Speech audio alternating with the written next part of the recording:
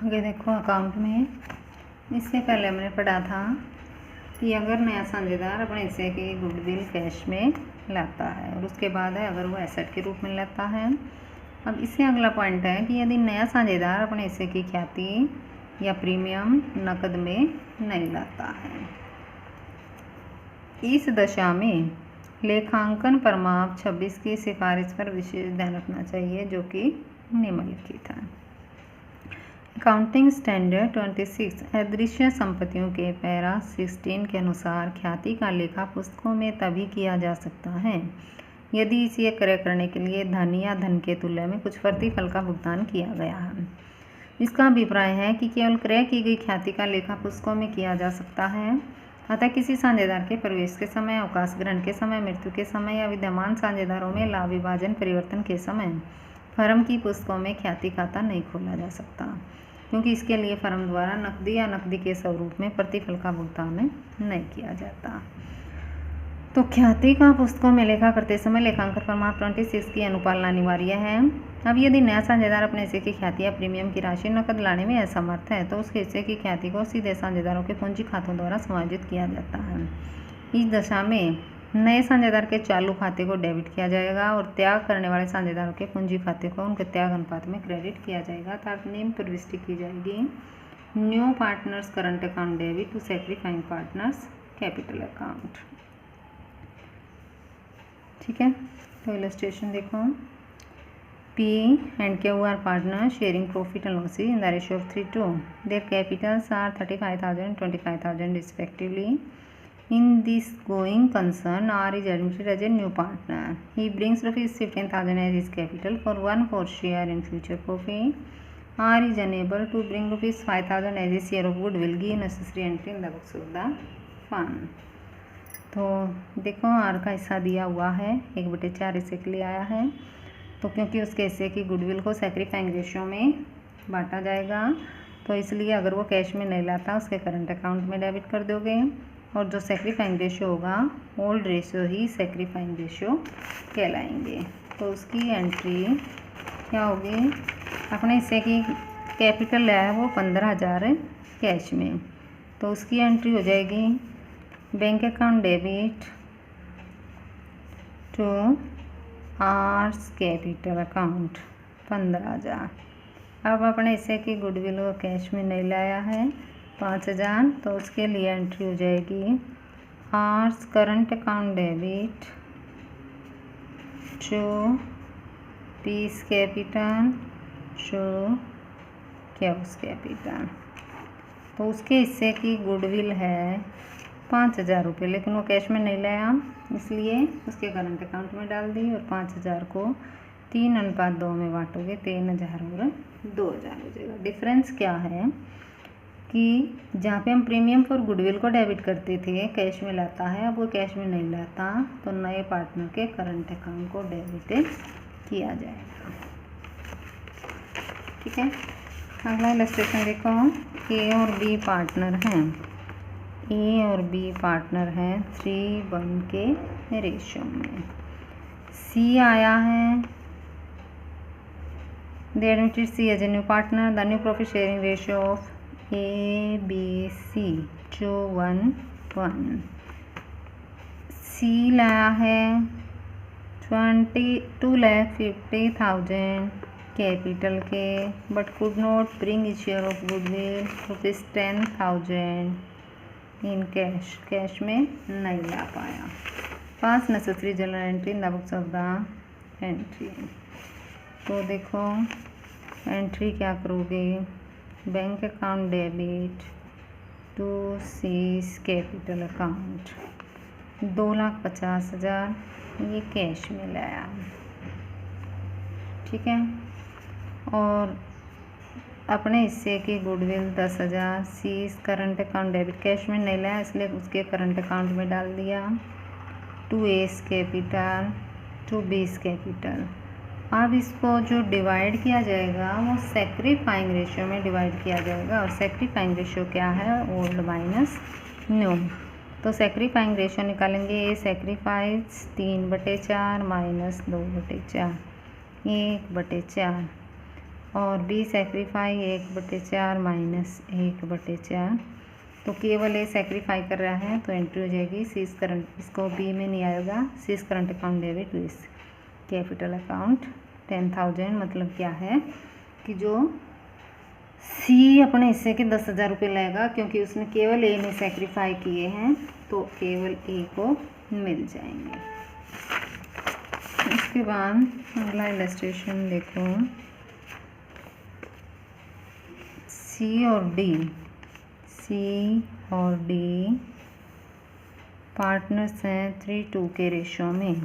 They admit E into partnership for 1/4 share 1/4 हिस्से के लिए।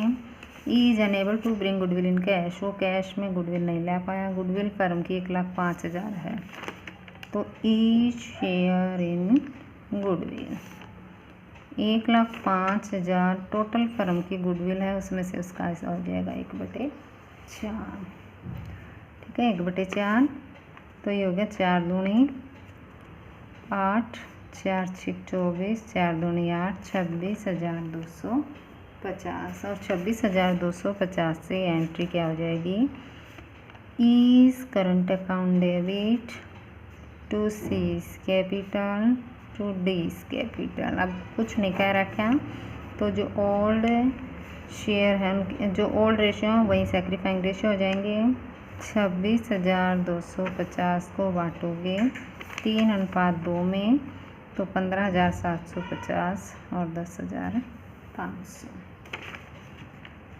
ठीक है, अगला क्वेश्चन है, अगला देखो, विपिन और अनिल पार्टनर्स हैं 3:2 के रेशो में। They admit Aadesh as a partner 3/30 share 3/13 share के लिए। और on the date of admission the goodwill of the firm was valued at ₹6,50,000। Firm की गुडविल है 6,50,000। 6,50,000 में से आदेश का हिस्सा हो जाएगा 3/13। 13 पंजे 65, 5 3 15, 1,50,000 रुपये। The new profit share ratio will be 5/3। 5/3 क्या है, न्यू रेशियो। आदेश लिया है डेटर्स 1,60,000, कंप्यूटर 1,40,000, मशीनरी 60,000, गुडविल है in the connection valued at ₹1,20,000 and agreed by Vipin and Anil. In this connection valued at ₹1,20,000 agreed by Vipin and Anil and balance in cash so as to make the capital of ₹6 lakh। 6 lakh रुपये। Goodwill भी लाया है 1,20,000 रुपये। ठीक है, goodwill में उसका हिस्सा नहीं निकालोगे, गुडविल का दे रखे 1,20,000 है।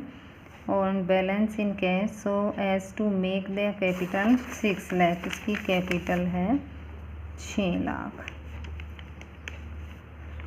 ठीक है, नेसेसरी जर्नल एंट्री करनी है हमें आदेश के एडमिशन के समय। तो पहले क्या निकाल लोगे,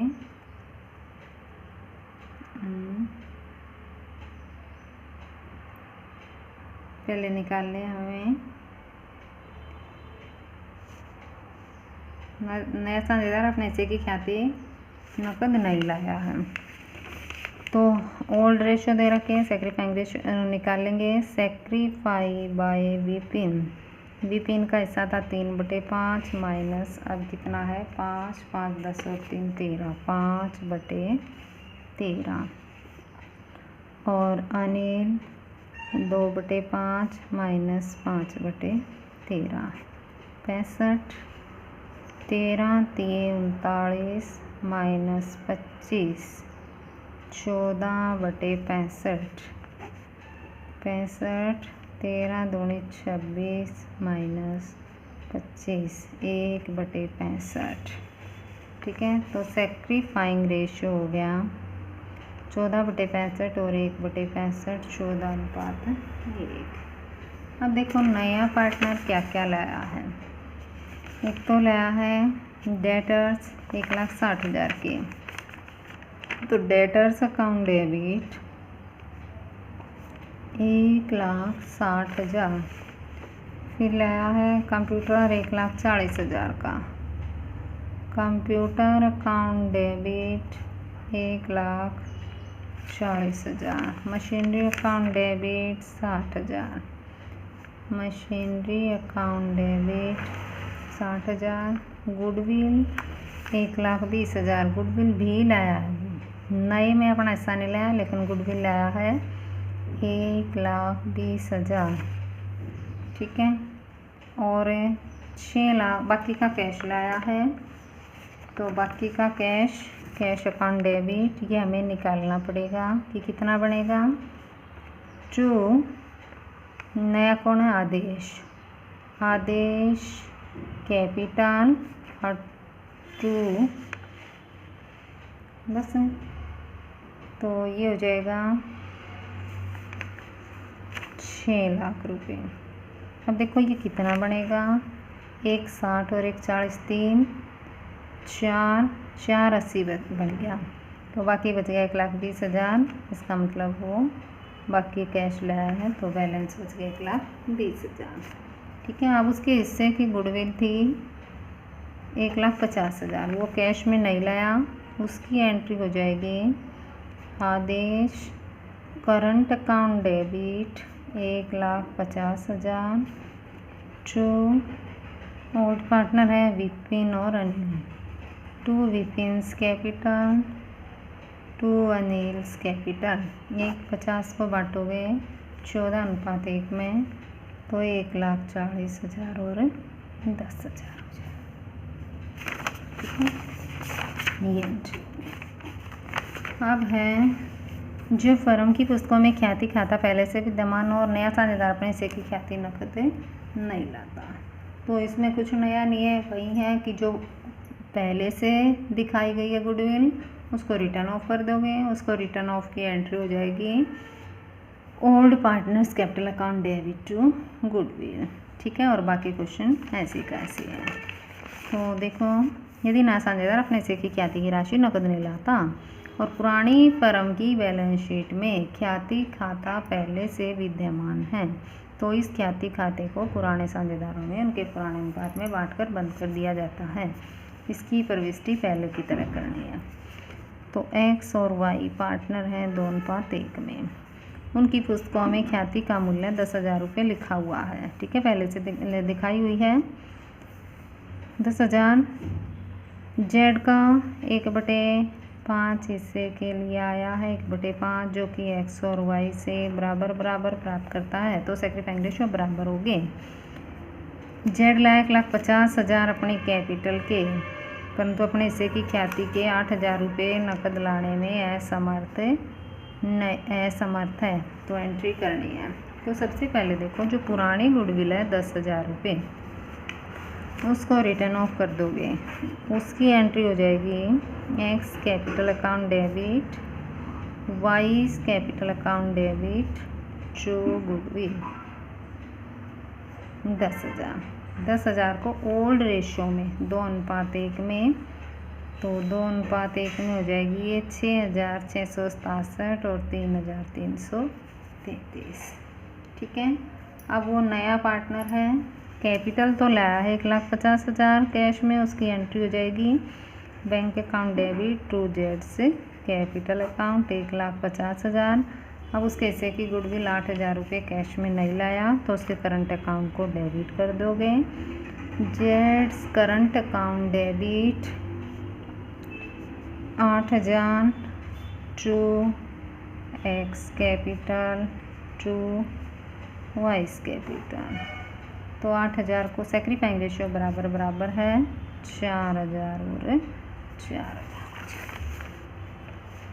ठीक है, ये हो गया हमारा जब फर्म की पुस्तकों में ख्याति पहले से विद्यमान हो और नया साझेदार अपने हिस्से की ख्याति कैश में नहीं लाता।